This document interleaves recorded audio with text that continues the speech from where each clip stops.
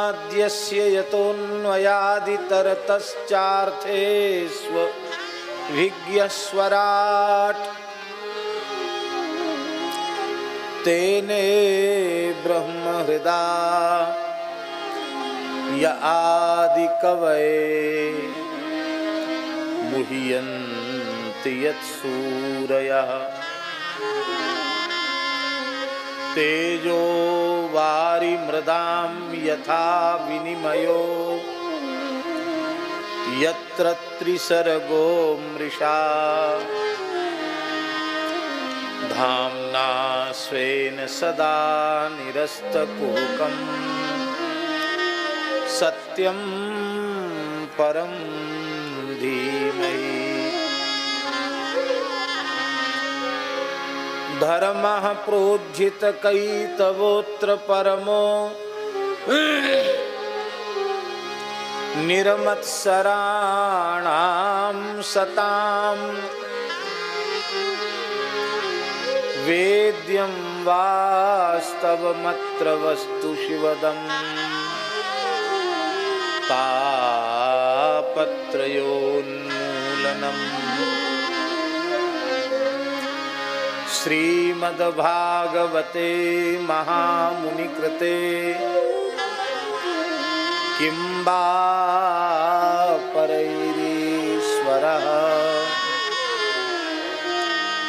सद्यो हृद्यवरुध्यते त्रिकृतिभिः शुश्रूषुभिस्तत्क्षणात् निगमकल्पतरोर्गलितं फलं शुकमुखादमृतद्रवसंयुतं पिबत भागवतं रसमालयं मुहुरहो रसिका भुवि भावुकाः यं प्रव्रजन्तमनुपेतमपेतकृत्यं द्वैपायनो विरहकातर आजुहाव पुत्रेति तन्मयतया तरवोऽभिनेदुस्तं सर्वभूतहृदयं मुनिमानतोऽस्मि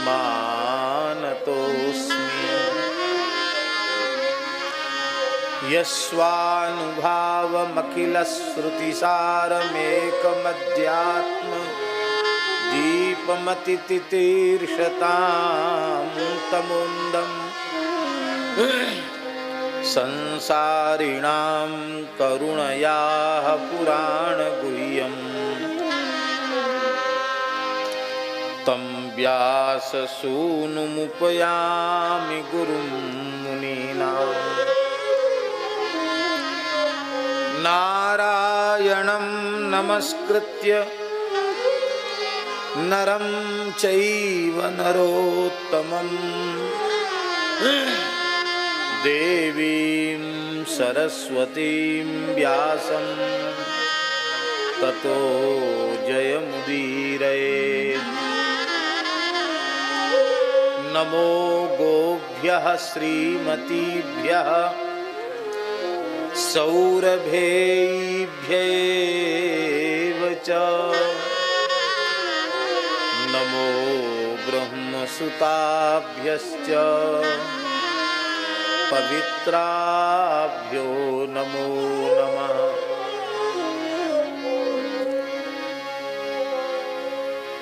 भक्त भक्ति भगवंत गुरु चतुर नाम बकुए इनके पद बंदन किए नाशे विघ्न अनेक बंदों गुरुपद कंज कृपा सिंधु नर रूप हरि महामोहतम पुंज जासु बचन रवि कर निकर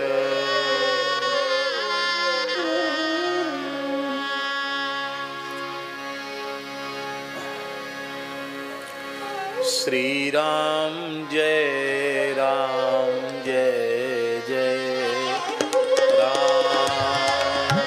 श्री राम जय राम जय राम। श्री राम जय राम जय जय राम।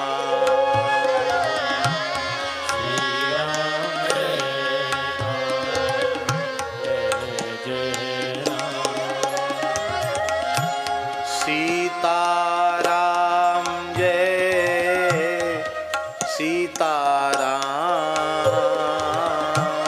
सीताराम जय सीताराम। राधे श्याम जय राधे श्याम। राधे श्याम जय राधे श्याम। जय रघुनंदन जय सिया राम। जय रघुनंदन जय सिया राम। जानकी वल्लभ सीताराम। जानकी वल्लभ सीताराम। कमला विमला मिथिला धाम। कमला विमला मिथिला धाम। अवध सरयू सीताराम।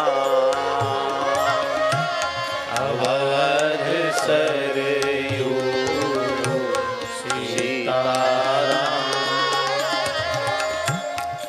जय नंदनंदन जय घनश्याम। जय नंदनंदन जय घनश्याम। राधा वल्लभ राधे श्याम। राधा वल्लभ राधे श्याम। जय जय श्यामा जय जय श्याम। जय जय श्यामा जय जय श्याम। जय जय श्री वृंदावन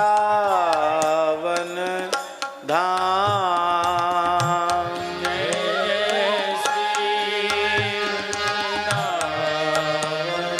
धाम। जय गोवर्धन जय ब्रजधाम। जय गोवर्धन जय ब्रजधाम। श्री यमुना जी अति अभिराम।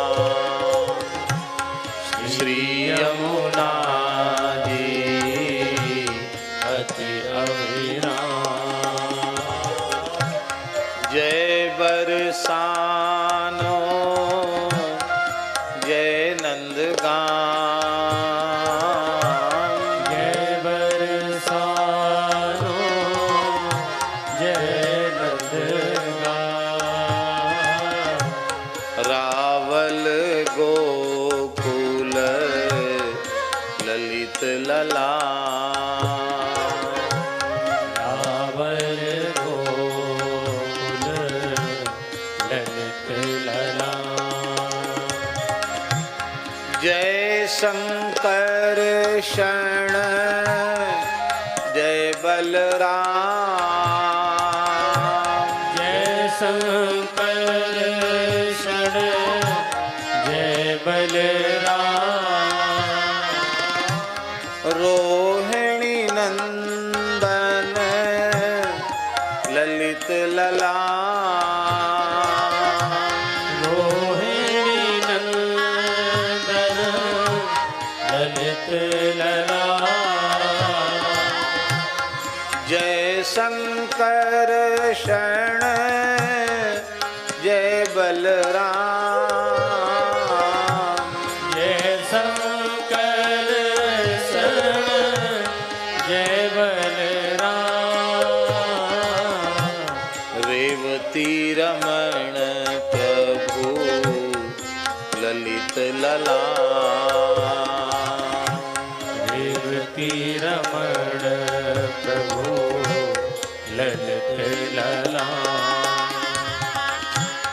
जय ब्रज मंडल जय ब्रज धाम जय ब्रज मंडल जय ब्रज धाम श्री मथुरा जी अति अभिराम श्री मथुरा अति अभिराम जय गौ माता जय गोपाल जय गौ माता जय गोपाल भक्त वत्सल प्रभु दीन दयाल भक्त वत्सल प्रभु दीन दयाल जय गौ माता जय गोपाल जय गौ माता जय गोपाल गोरक्षा करो हे नंदलाल गोरक्षा करो हे नंदलाल घर घर गाय पले गोपाल घर घर गाय पले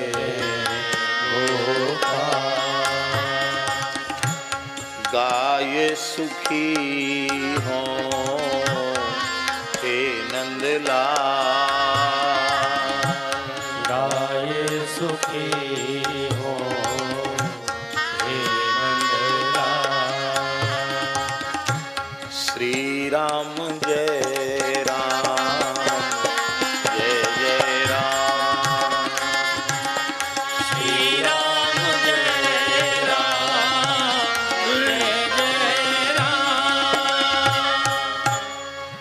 श्री सीतारामचंद्र भगवान की जय श्री जानकी नाथ भगवान की जय श्री वृंदावन बिहारी लाल की जय श्री यमुना महारानी की जय श्री गिरिराज महाराज की जय यज्ञेश्वरी जगज्जननी पूज्या गौ माता की जय अखिल गोवंश की जय श्री जड़खोर गोधाम की जय श्री सूरश्याम गोधाम की जय श्री पथमेड़ा गोधाम की जय श्री 84 कोस ब्रजमंडल धाम की जय श्री तापी गंगा की जय श्री हनुमान जी महाराज की जय परम रसिकाचार्य चंद्रकला अवतार श्रीमद स्वामी अग्रदेवाचार्य जी महाराज की जय श्री स्वामी मलुकदास जी महाराज की जय सद्गुरुदेव श्री पहाड़ी बाबा जी महाराज की जय। सद्गुरुदेव श्री भक्तमाली जी महाराज की जय।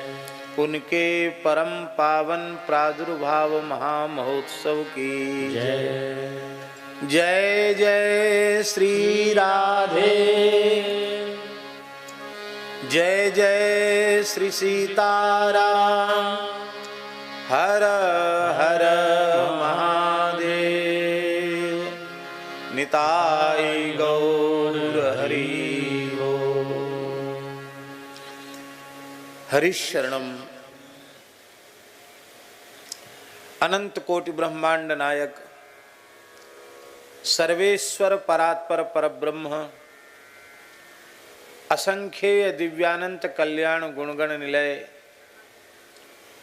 निखिल हेय प्रत्यनीक भक्त वांछा कल्पतरु भक्तवत्सल शरणागत वत्सल श्री राधा गोविंद प्रभु की महती कृपा करुणा से परम पवित्र वैष्णव मास धनुर्मास में गुजरात प्रदेश के आस्तिक धार्मिक महानगर सूरत, जो श्री यमुना जी की बहन सूर्यपुत्री तापी के पवित्र तट पर विराजमान है,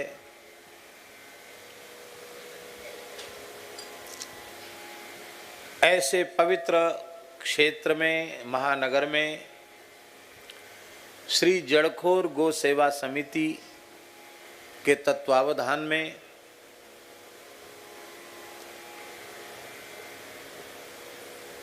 परम गोभक्त श्री गजानन जी कंसल एवं भक्तिमती श्री गीता देवी कंसल के समायोजकत्व में आप सब प्रेमी उत्साही सूरत के गोभक्तों की मंगलमयी उपस्थिति में एवं पूज्य संत महत्पुरुषों की पावन सन्निधि में हम आप सबको मानव जीवन का सर्वोत्कृष्ट फल सत्संग श्रीमद् भागवत के 10वें स्कंध के क्रमिक प्रवचन के रूप में श्रवण करने का सौभाग्य सुलभ हो रहा है। अब सप्ताह कथा में गोचारण की इतनी चर्चा संभव नहीं है। ये तो बड़ा आनंद है कि इस क्रम से कथा हो रही कि एक एक श्लोक पर विचार करने का अवसर प्राप्त हो रहा है। जैसा हमारे आदरणीय शर्मा जी ने जो बहुत सफलतापूर्वक मंच का संचालन करते हैं, उन्होंने बताया कि यह अवसर श्री मलुक पीठ में पूज्य सद्गुरुदेव भगवान अनंत श्री समलंकृत भक्तमाल भाष्यकार पूज्यपाद श्री गणेश दास जी भक्तमाली जी महाराज के पावन जयंती महोत्सव का अवसर है। वहाँ उत्सव चल रहा है, हम लोग यहाँ भी उत्सव मना रहे हैं।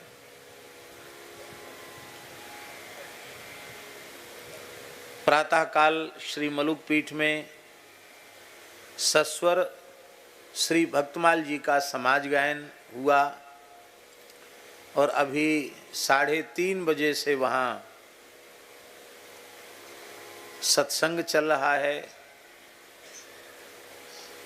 श्री राम कुमार दास जी, श्री पिताजी, बड़े पुजारी जी सब लोग थोड़ी थोड़ी देर सत्संग करेंगे, महाराज जी का पावन स्मरण करेंगे। इस तरह से ये त्रिदिवसीय, हम वहाँ उपस्थित होते तो सप्तदिवसीय होता, लेकिन अब त्रिदिवसीय उत्सव वहाँ हो रहा है और हम लोग यहाँ बैठकर भी श्री गुरुदेव का स्मरण कर रहे हैं और उनकी आराध्या अति उपास्या पूज्या गौ माता की महिमा का स्मरण कर रहे हैं। महाराज जी के जीवन में गौओं के प्रति जो उनकी अगाध श्रद्धा है, उसका दिग्दर्शन अत्यंत बाल्यकाल से ही मिलता है। नैमिषारण्य की अतिशय पवित्र पुण्य धरा पर भगवती गोमती गंगा के तट पर महर्षि पिपलाद ऋषि के आश्रम के निकट, पिपरी बाबा के निकट सुप्रतिष्ठित कान्यकुब्ज ब्राह्मणों का पवित्र गांव कुर्सी गांव, जिस गांव के राजा भी कान्यकुब्ज ब्राह्मण ही थे, पंडित श्री गजाधर वक्स अवस्थी उस गांव के राजा थे।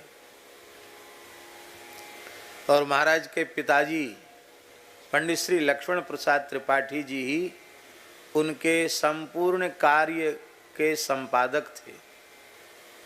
महाराज जी कहते थे कि वो पिताजी सब काम करते थे अवस्थी जी का, यहाँ तक कि उनके हिसाब किताब बही खाता वाला काम भी, न्याय वाला काम भी, कोई घर में बीमार पड़ जाए तो नाड़ी देख के दवाई देने वाला काम भी, घर में कोई अनुष्ठान हो, शास्त्रीय कृत्य हो तो उसके संपादन का काम भी। और मंत्री तो थे ही महाराज, और जो महाराज राजा साहब थे अवस्थी जी, हाथी घोड़ा सब उनके पास था, छोटी मोटी सेना भी थी, सिपाही भी थे उनके। और संगीत के भी वे बड़े प्रेमी थे, वो गाते थे शास्त्रीय। महाराज के पिताजी को उन्होंने तबला बजाना बड़े कलाकार को बुलवा के सिखवाया था। महाराज के पिताजी तबला बजाते थे, तो कहते थे उनको सर्वविध अपने प्रत्येक कार्य में प्रवीण बना रखा था उन्होंने, और अत्यधिक आदर करते थे। वे ऐसे थे गजाधर वक्स जी अवस्थी जी के ठीक समय से त्रिकाल संध्या करते थे। उत्तमा तारकोपेता तो उत्तमा ही होगी, कभी मध्यमा अथवा अधमा नहीं हो सकती। मध्याह्न के ठीक मध्याह्न समय में मध्याह्न संध्या होगी, ठीक सायंकालीन संध्या सूर्य सहिता होनी चाहिए तो ठीक उसी समय होगी। 1 सहस्त्र गायत्री का निष्ठापूर्वक जप करते थे वे। उनके नियम इतने कठोर थे, संपूर्ण गीता जी का संपुटित पाठ करते थे। सर्वधर्मान परित्यज्य मामेकम शरणं व्रज अहं त्वा सर्व पापेभ्यो मोक्षयिष्यामि मा शुचौ। ये इससे संपुटित करके पाठ गीता जी का करते थे, और प्रत्येक श्लोक पर साष्टांग प्रणाम करते थे। तो 700 साष्टांग प्रणाम तो हो गए कि नहीं हो गए? प्रणाम करते करते यहाँ ढट्ठा पड़ गया था, मस्तक पे चिन्ह पड़ गया था प्रणाम का। प्रतिदिन दुर्गा सप्तशती का मूल पारायण करते थे, प्रतिदिन रुद्राभिषेक करते थे। महाराज जी कहते थे कि उनका सवेरे 3 बजे से लेकर रात तक पूजा पाठ ही खत्म नहीं होता था। बैलगाड़ी में चलते थे, उनका जल वगैरह सब रखा रहता था, गोमती का कुएं का पवित्र जल, जहाँ समय हुआ वहीं स्नान किया, वहीं संध्या किया। तुलसी दिखाई पड़ी साष्टांग प्रणाम, पीपल दिखाई पड़ा साष्टांग प्रणाम, गाय दिखाई पड़ी साष्टांग प्रणाम। ऐसे भी विलक्षण व्यक्ति थे। सनातन धर्म की समस्त निष्ठाएं उनमें विद्यमान थी, ऐसे व्यक्ति। तो किस बात पर हम कह रहे थे? हाँ, महाराज जी की गो भक्ति। तो महाराज जी का सबसे छोटे बचपन का एक की विलक्षण घटना है। जब मात्र वे 3 वर्ष के या 4 वर्ष के रहे होंगे, दीपावली का अवसर था, तो 3-4 वर्ष का बच्चा चलने फिरने तो लग ही जाता है। तो सब उन जमानों में बिजली तो थी नहीं, तो दीपक का प्रकाश बच्चे सब मिलजुल करके दीप दान कर रहे थे। तो छोटे से बाल रूप में पूज्य गुरुदेव भगवान वो घी का दीपक लेकर सबसे पहले सीधे गौशाला चले गए दीपक लेकर के। एक विलक्षण बात है कि नहीं? अपने जीवन का पहला दीपक गोष्ठ में जलाया, और गोष्ठ में जलाया तो बालक ही होते हैं कि गाय के मुखारबिंद तक बढ़िया से प्रज्वलित हो, बढ़िया प्रकाश हो गौशाला में। तो बड़ा दीपक घी का था, बड़ी बत्ती वाला था, वो गाय की लड़ावनी में ही सामने रख दिया। गाय सूखे चारे का पूरा खा रही थी, उसने मुंह घुमाया और मुंह घुमाते ही उस चारे में आग लग गई। अब आप कल्पना कर सकते, ऊपर भी छप्पर फूस का और सामने सूखा चारा, गौशाला में सूखी लकड़ी, कंडा, सब कुछ पर्याप्त था। एक प्रलयकारी घटना घट सकती थी, पर जोर का प्रकाश हुआ। घास जलेगी तो प्रकाश तो होगा। तो महाराज जी ताली बजा बजा कर नाचने लगे कि हम तो एक दीपक जलाने आए थे, यहाँ इतना उजेला हो गया। पर आश्चर्यजनक घटना घटी कि जैसे ही लोग दौड़कर आए कि बालक कहाँ गया, इतना आग कहाँ से दिखाई पड़ रही है। लोग गए तो स्वतः अग्नि शांत हो गई। बाद में अपने संतोष के लिए लोगों ने जल छोड़ा, लेकिन वस्तुतः अग्नि तो स्वतः शांत हो चुकी थी। गाय का रोया भी नहीं जला, गाय को कोई कष्ट नहीं पहुंचा, किसी भी प्रकार की कोई हानि नहीं भई। और गौशाला में सबसे पहला दीपक 3 या 4 वर्ष की आयु होगी, उस समय उन्होंने जलाया।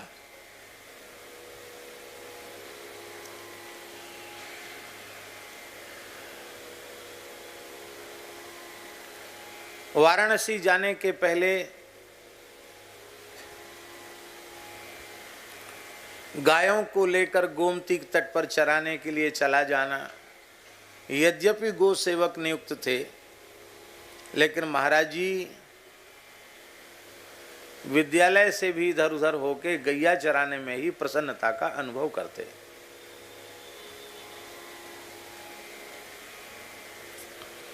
वाराणसी पहुंचे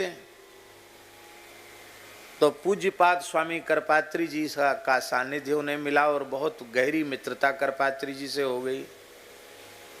और उस समय उनका प्रवचन सुनने को उनको मिलता था। और गो रक्षा होनी चाहिए, यह बीज विरक्त होने के पहले अध्ययन काल में ही उनके भीतर सुदृढ़ हो गए। और जब पूज्य स्वामी करपात्री जी ने 1966 का गोरक्षा आंदोलन किया, तो उसमें ब्रज प्रदेश का नेतृत्व पूज्य गुरुदेव भक्तमाली जी को ही उन्होंने सौंपा। जब गोली चली गोपाष्टमी के दिन, उस समय भी उस दृश्य के साक्षी महाराज जी थे। और फिर तिहाड़ जेल में श्री करपात्री जी ने निषेधाज्ञा का उल्लंघन किया, उन्हें गिरफ्तार किया गया, उनके सब संतों को गिरफ्तार किया गया, तिहाड़ जेल हो गई। तो तिहाड़ जेल में भी पूज्य गुरुदेव 3 महीना करपात्री जी के साथ रहे। आप सबको विदित है कि तिहाड़ जेल में योजना बनाई तत्कालीन सरकार ने कि इस सन्यासी को मार डाला जाए। खूंखार जो कैदी थे, उन खूंखार कैदियों को ये कहा गया कि इनको मार डालो तो तुम्हारी सजा माफ हो जाएगी और तुम बाहर निकाल दिए जाओगे। प्रभु